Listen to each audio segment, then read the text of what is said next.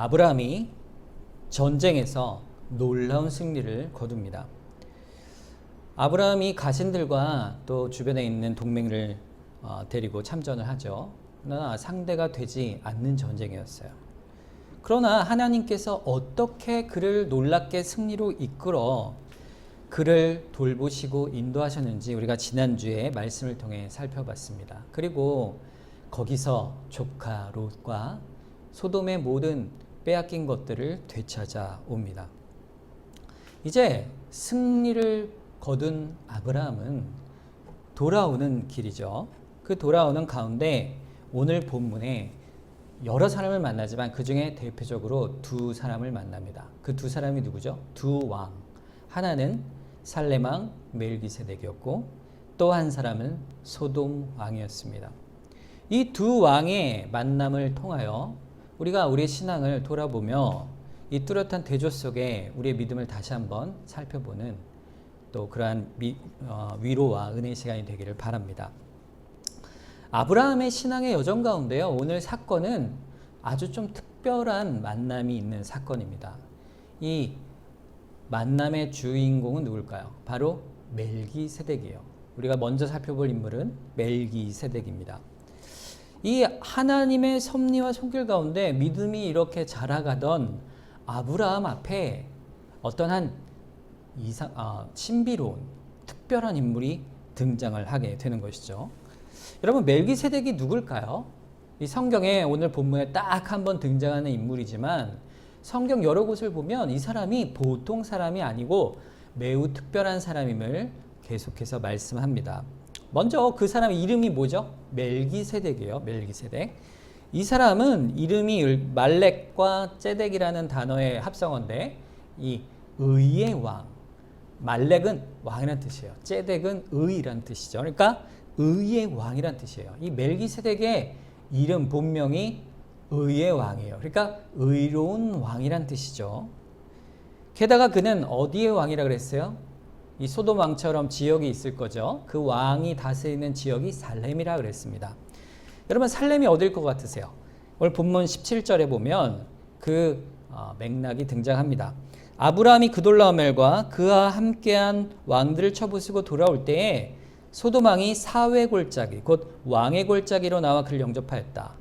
여기서 보면 주인공이 소돔 왕 같아요. 소돔 왕이 아브라함을 맞이하고 있는데 어디서 맞이했다 그럽니까? 사회 골짜기, 왕의 골짜기라 그랬어요. 그런데 이곳이 어디냐면 예루살렘 성의 감람산이 있어요. 동쪽에 예루살렘 성전과 왕궁이 마주 보이는 감람산, 주님께서 자주 가셨던 그 감람산, 그 감람산 사이에 있는 골짜기, 기드론 골짜기라는데 그 기드론 골짜기가 바로 오늘 본문에 등장하는 사회 골짜기, 즉 왕의 골짜기라는 곳입니다. 그러니까 지금 소돔 왕이 어디에 나와 있는 것이죠? 예루살렘 근처에 나와 있는 것이에요. 그러니까 이 살렘은 뭐예요? 예루살렘입니다. 예루살렘. 그러니까 멜기세덱의 그 정체는 뭐예요? 예루살렘의 왕이에요. 예루살렘의 왕. 여러분, 살렘이란 뜻이 뭐죠? 평강이란 뜻입니다. 평강. 그러니까 그의 이름은 의의 왕이요.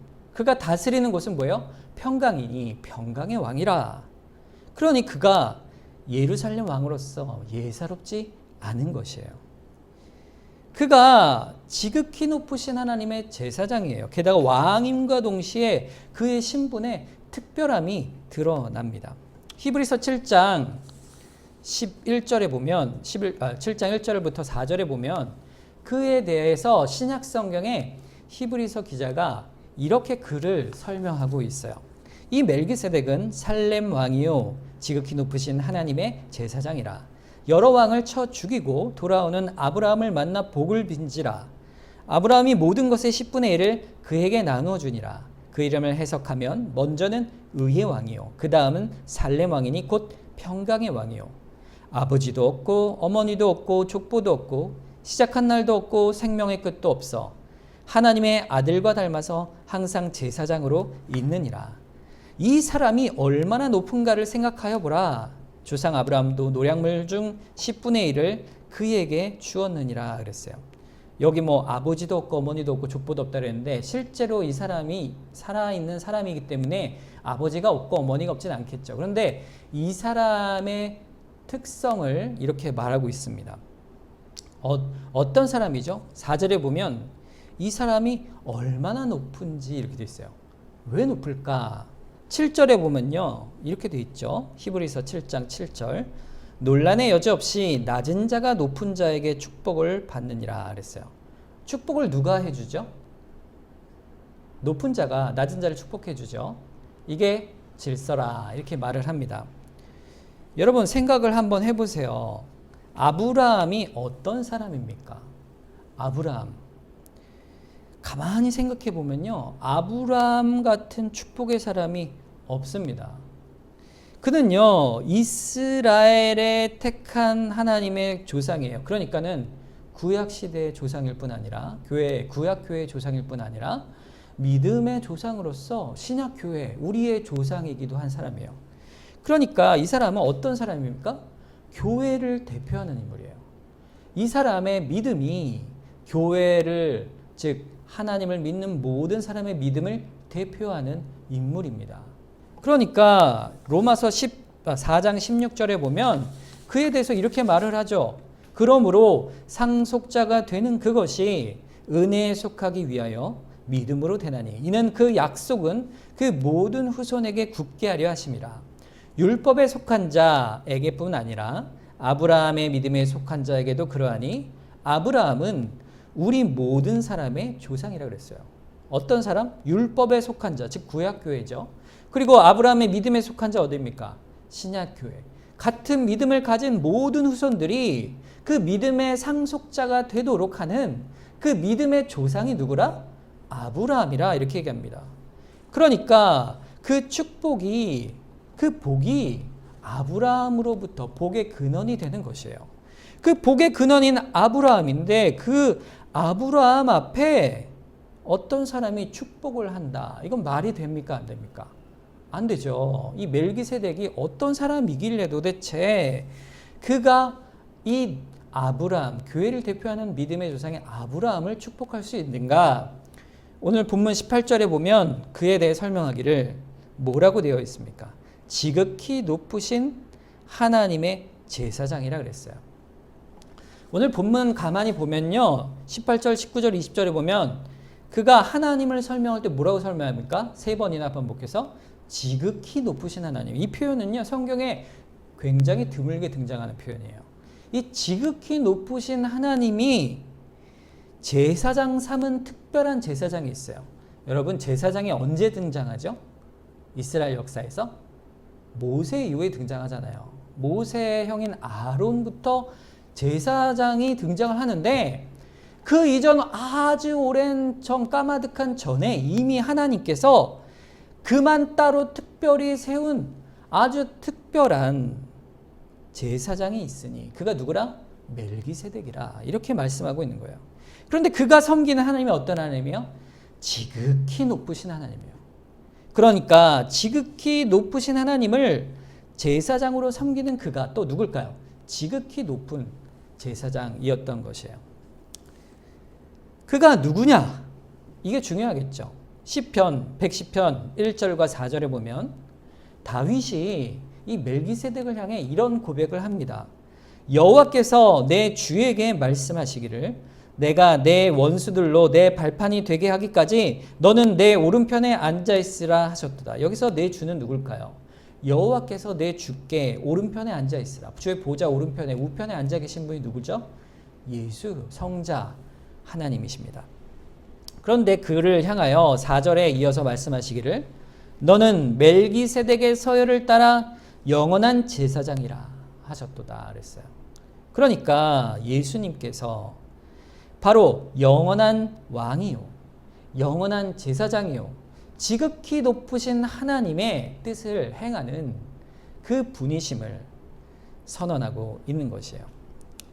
히브리서 4장 14절에 보면 이렇게 말씀을 합니다. 그러므로 우리에게 큰 대제사장이 계시니 승천하시니 곧 하나님의 아들 예수시라.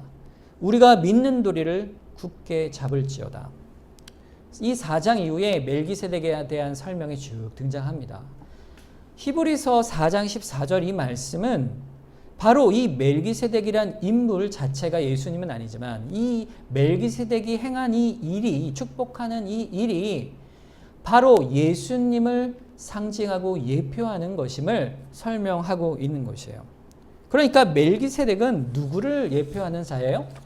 바로 예수 그리스도를 상징하는 인물입니다. 그가 오직 왕이요 제사장으로서 그 아브라함, 교회의 대표인 아브라함을 축복하고 있는 것입니다.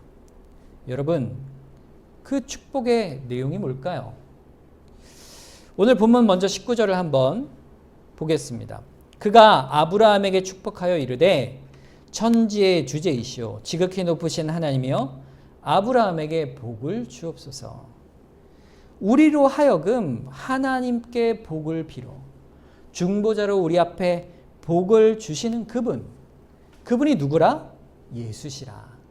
우리에게 참다운 복을 주시는 제사장이요 중보자는 오직 한 분뿐이 없어요. 예수 그리스도이십니다. 여러분, 아브라함이요 돌아왔을 때 승리를 했지만 여러분 돌아왔을 때 어떤 마음이었을까요?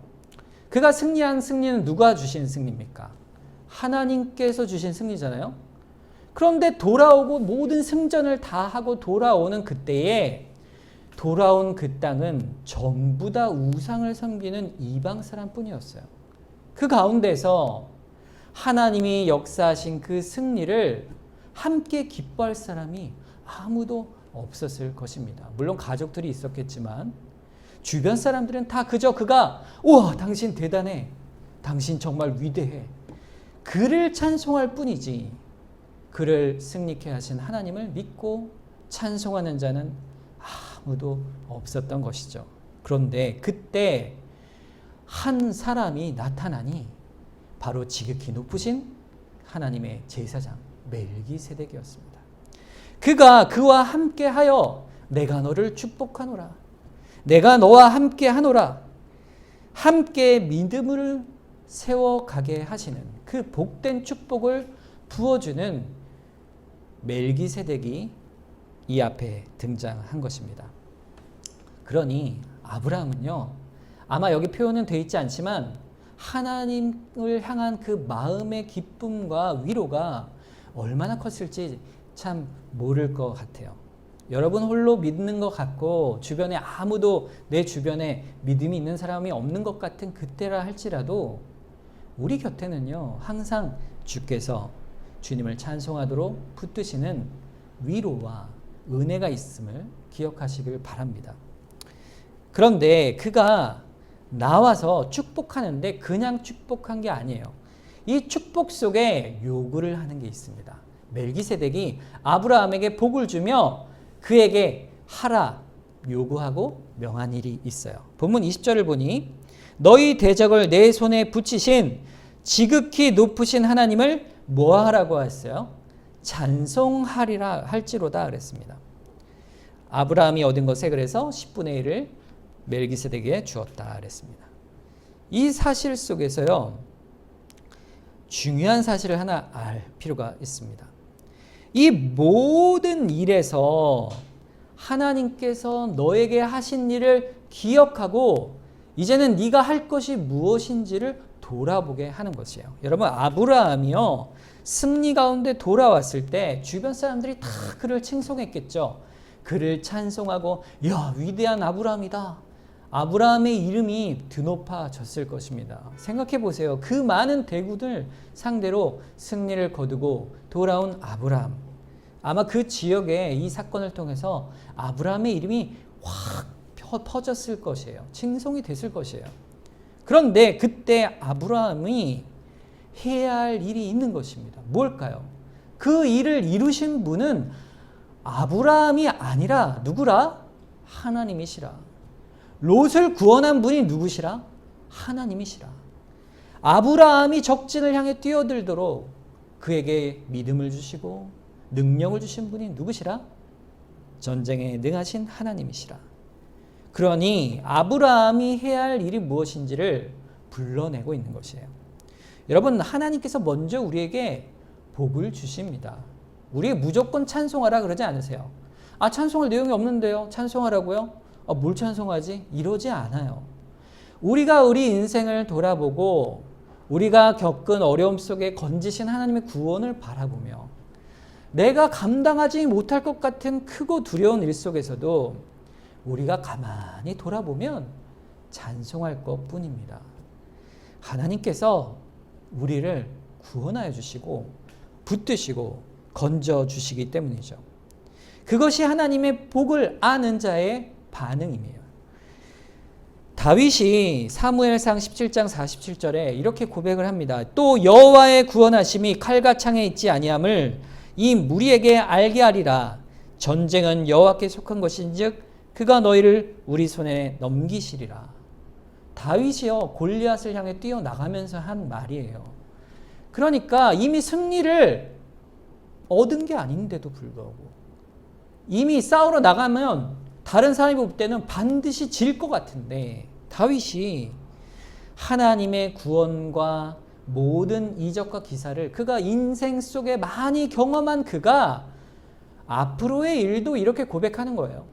하나님께서 나를 붙드시리라. 나를 구원하여 주시리라. 나를 승리케 하시리라. 다윗의 믿음의 고백입니다. 멜기세덱이 요구하는 것은요, 무엇일까요? 이 다윗의 고백처럼 하나님께서 우리에게 행하신 모든 일을 감사하고 찬송하며 고백하게 하시는 것이에요. 아무도 하나님을 믿지 않는 이 땅에, 하나님을 오히려 저주하고 배반하는 이 땅에 호련히 하나님께서 예수 그리스도의 예표 되신 멜기세덱을 보내어 그를 축복하고 찬양하도록 불러내고 있는 거예요. 오히려 네가 정령코 복된 자라. 그러니 네가 그것을 깨달았으면 지극히 높으신 하나님이 우리를 돌보시고 섭리로 인도하시며 이기게 하시니 네가 마땅히 할 것이 무엇이냐? 주를 찬송하라. 감사하라. 우리를 그 믿음의 자리로 불러내고 있습니다. 이것이 주께서 우리에게 바라시는 일이에요. 우리가 믿음 생활을 할 때 우리 삶의 열매가 뭘까요? 그 열매는 감사와 찬송입니다. 삶의 경험을 통해 하나님의 도우심과 구원의 은혜를 맛볼수록 우리는 더욱더 하나님께 예배자로 나와 감사하며 찬송을 돌릴 수가 있는 거예요. 여러분, 혹시 지금 찬송할 제목이 없으십니까? 마음에 근심이 많으세요? 그럴 때일수록 더욱 주님을 의지하셔야 합니다. 주님께서 주시는 은혜가 어떠함을 주께서 이 고난 속에 오히려 맛보게 하시기 위하여 여러분을 이 자리에 두신 거예요. 여러분은 주님을 찬송하도록 불러내신 자들이기 때문이죠. 자, 오늘 이와 대조적으로 또 한 왕이 등장합니다. 누굴까요? 소돔 왕입니다. 그가 아브라함에게요, 제안을 합니다. 21절에 소돔 왕이 아브라함에게 이르되 사람은 내게 보내고 물품은 네가 가지라. 여러분 어떠세요? 이 제안을 받으면 어떨 것 같으세요? 자, 나 사람만 주고 나머지 네가 다 가져. 얼핏 보면요, 굉장히 이 사람이 합리적인 사람 같아요. 당연한 일을 한 거죠. 왜냐하면 아브라함이 전쟁에서 승리했으니까. 그런데요, 여러분, 이 말 속에는요, 우리가 생각하는 그런 선한 일이 들어있지 않습니다. 여러분, 소돔 왕은요, 어떤 왕일까요? 그 죄악으로 물들어 하나님이 심판하실 소돔 땅의 왕이에요. 그러니까 그 마음속에 하나님을 미워하고 배반하며 죄악에 물든 대표자로서의 왕의 모습을 가지고 있습니다. 그가 어땠습니까? 전쟁을 했잖아요. 그런데 어떻게 됐습니까? 졌습니다. 패배했어요. 그래서 도망을 친 사람이에요. 간신히 목숨만 건지고 도망친 사람이 지금 아브라함이 승리하고 돌아오는 길에 탁 마주하고 서가지고는 그가 하는 말을 보세요. 그가 겨우 이렇게 생명을 건지고 도망친 그 자가 어떤 권리가 있습니까? 아무런 권리가 없지요. 근데 그가 하는 말이 사람은 돌리고 전리품은 네가 가지라. 사실 뻔뻔한 인심을 쓰고 있는 것입니다. 소돔 왕의 그 말 속의 그 내심은 어떤 것일까요? 결국 아브라함을 전쟁에 해서 승리로 이끄신 하나님에 대한 그런 은혜를 바라보거나 아브라함의 하나님을 찬양하거나 자신이 하나님 앞에 어떠한 자인가를 돌이켜보고 회개하거나 그런 영적인 내용은 전혀 없습니다. 오직 그의 말 속에는 자기가 다시 왕권을 회복하기 위한 그 목적만이 들어있는 것이죠. 사실 이 소돔 왕의 말 속에는요, 사단의 말이 그대로 들어가 있습니다. 사탄은 우리에게 이렇게 얘기하죠. 모든 것을 너에게 줄 테니, 재물도 줄 테니, 네 영광을 줄 테니, 네 영혼만은 내게 돌려라. 이것이 사탄에게 우리에게 주는 유혹의 모습입니다. 여러분, 실제로 소돔 왕은 하나님의 은혜로 생명을 건진 거예요. 하나님의 은혜 가운데 일정한 질서를 유지하며 소돔의 왕으로 그 권세를 유지할 수가 있었고, 생명을 유지하는 모든 것들, 풍성한 그 소돔 땅의 풍성함도 하나님께서 허락해 주셨습니다. 게다가 심판의 재앙을 늦추시는 은혜로 인하여 그들이 회개하여 돌이킬 시간도 넉넉히 주셨어요. 그러나 그는 하나님을 바라보지 않습니다. 하나님이 주신 재물도, 하나님이 주신 평화도, 하나님이 주신 그 생명도 감사로 나타나지 않는 것이죠. 이것이 사탄의 모습입니다.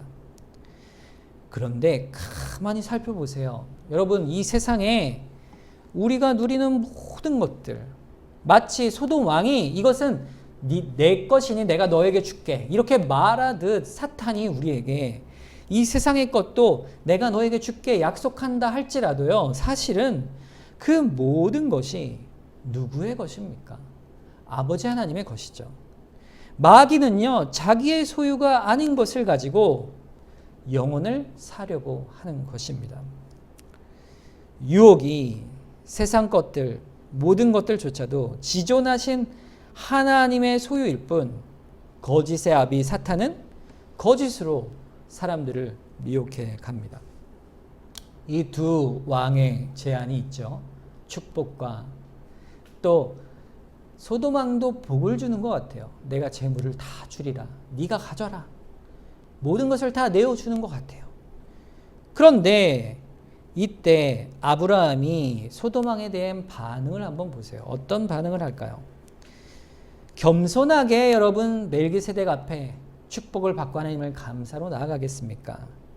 아니면 소돔 왕의 요구를, 소돔 왕이 준 그 모든 재물을 받아 나의 재물을 늘려갈 것입니까?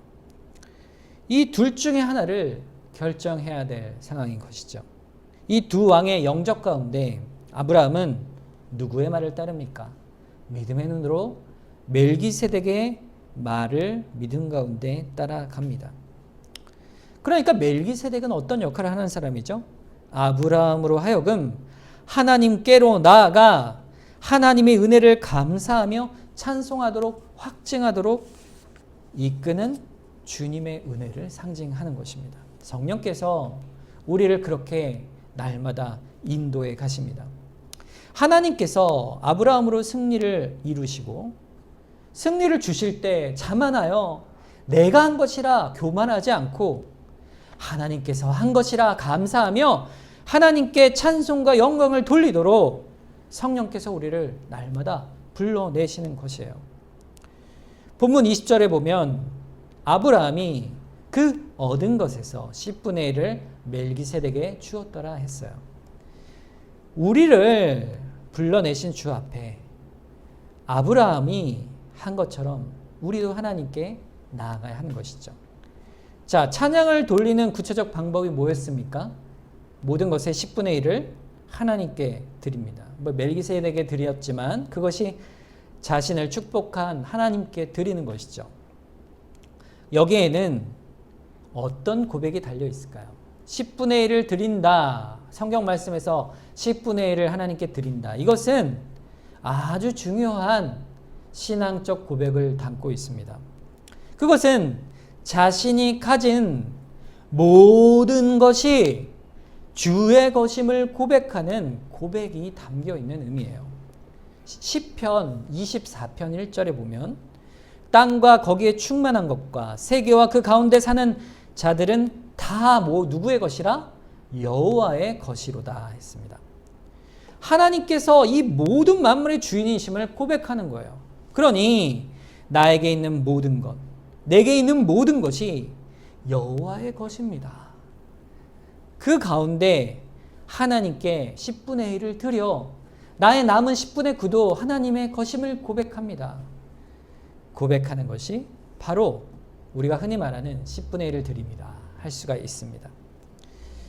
결국에는 이것은 우리가 하나님께 드리는 헌금, 돈으로 드리는 헌금과 물질로 드리는 헌물도 있지만 우리가 드리는 모든 헌신과 모든 삶의 드림이 똑같은 원리로 이어져 있는 것이죠. 내 시간과 내 정성을 떼어 드릴 때 내 모든 것이 주의 것입니다. 동일한 고백으로 하나님께 헌상하여 드리는 것입니다. 물질의 어떤 정한 것을 내 것인데 하나님께 일부 떼어 드릴게요. 이건 다 내 거지만 하나님 이것 좀 드릴게요. 이렇게 드리는 게 아니에요. 우리가 가진 소유를 누가 주신 것이라? 내 생명도 하나님이 주신 것이요. 내 은사도 하나님이 주신 것이요. 내 지혜와 또 재능도 하나님이 주신 것이라. 내 가진 모든 소유가 하나님이 주신 것이니 내가 하나님께 드림이 마땅하도다. 여러분 그런데 한번 생각해 보세요. 전쟁은 누가 나가서 싸웠어요?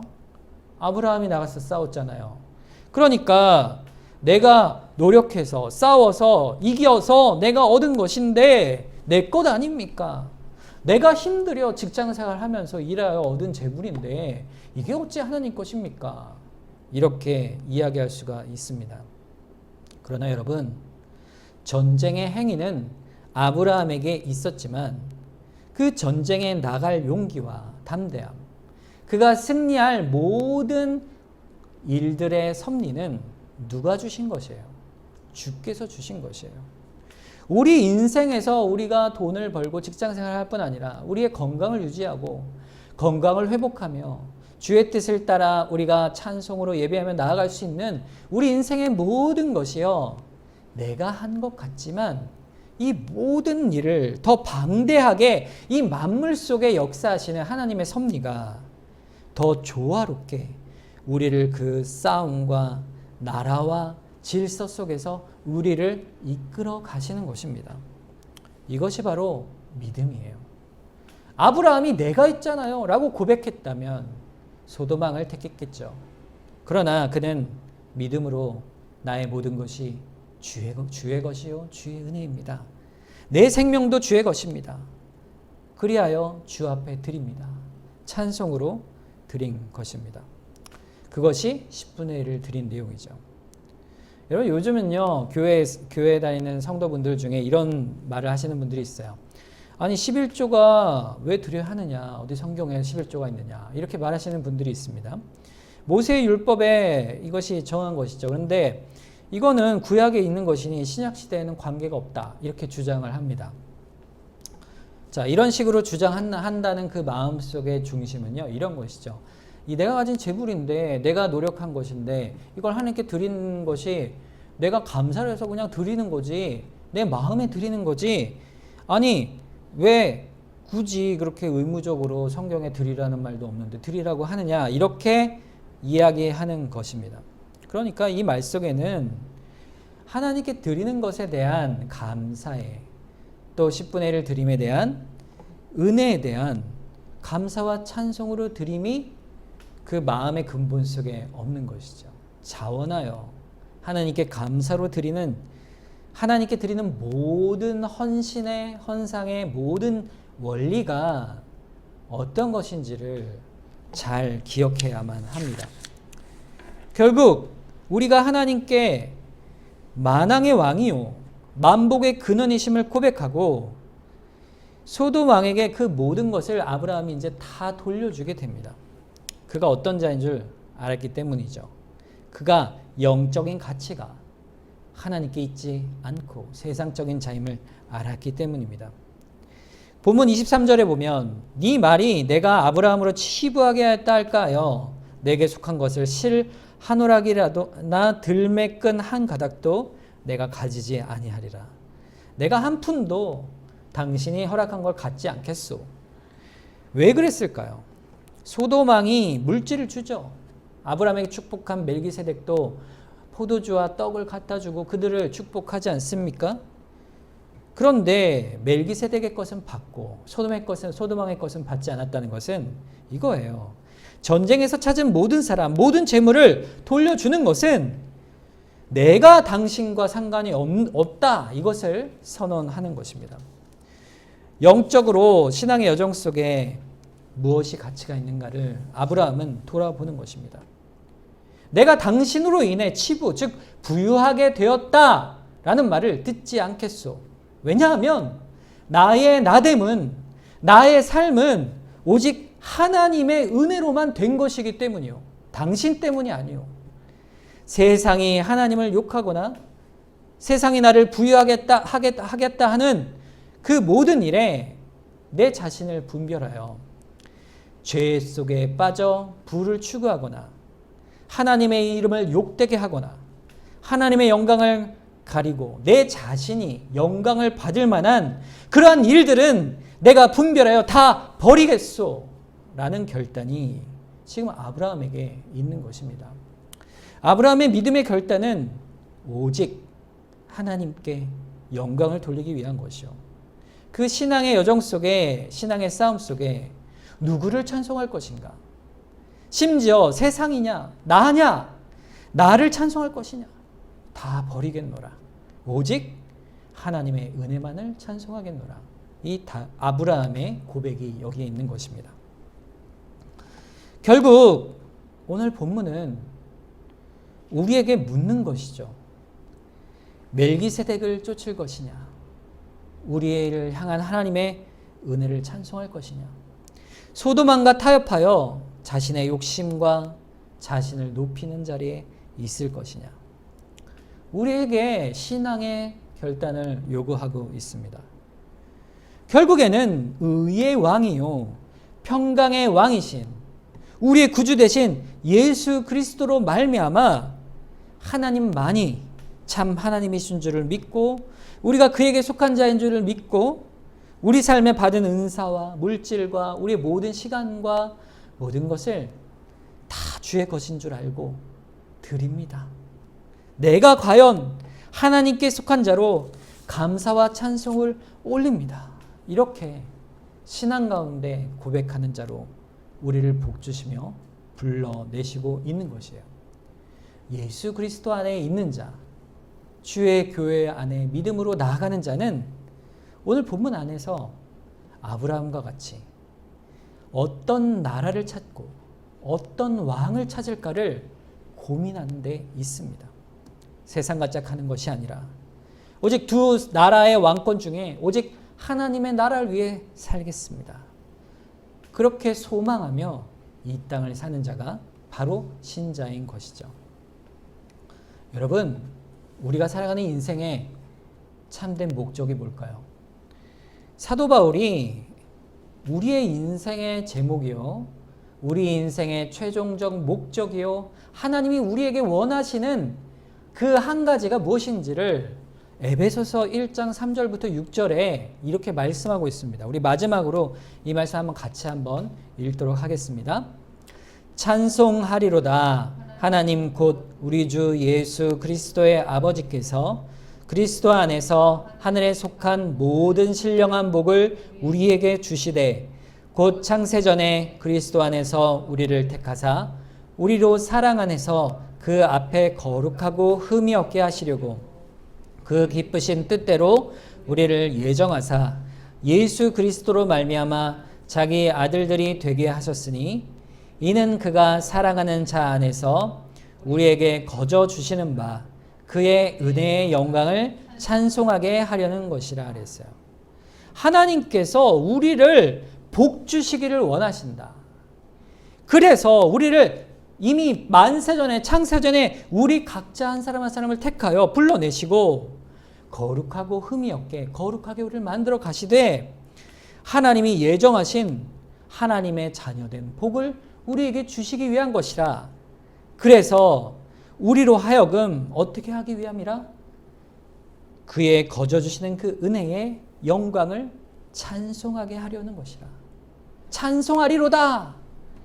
우리로 향해 하나님을 찬송하라 고백하게 하는 것입니다. 주께서 우리에게 원하시는 것은 그것이에요. 우리 인생을 붙드시는 하나님이 어떠함을 네가 아느냐? 그러니 찬송하라. 너의 인생이 찬송이 되라. 주님을 영광 돌리라. 이것이 오늘 멜기세덱이 아브라함 앞에 복주고 불러내는 복의 은혜요. 오직 예수 그리스도께서 아버지께서 우리를 향해 찬송하라 말씀하시는 복된 은혜가 있음을 여기 말씀하고 있습니다. 여러분, 우리가 어려울 때일수록 찬송하는 자가 되는 것이에요. 어려움 속에서 오히려 하나님의 손길을 더 깊이 느낄 수가 있어요. 더 경험할 수가 있어요. 여러분이 겪는 인생 속에 어려움 속에 하나님께 깊이 간구하며 주의 도우심을 구하고 하나님만이 우리의 찬송되심을 경험하며 또 하나님을 찬송함으로 나아가는 우리 모든 성도 되기를 주님의 이름으로 축원합니다. 우리 이 시간 합심해서 한번 기도하도록 하겠습니다. 하나님, 우리가 이 땅을 살아가는 동안 오직 주님을 찬송하게 하여 주시옵소서. 세상과 나의 모든 욕심을 따라 내가 교만하여 나를 찬양하는 것이 아니라 오직 나의 은혜로만 부어주시는 하나님의 은혜임을 고백하며 또 찬송하며 살게 하여 주시옵소서. 이 시간 주님께 기도하며 나아가도록 하겠습니다.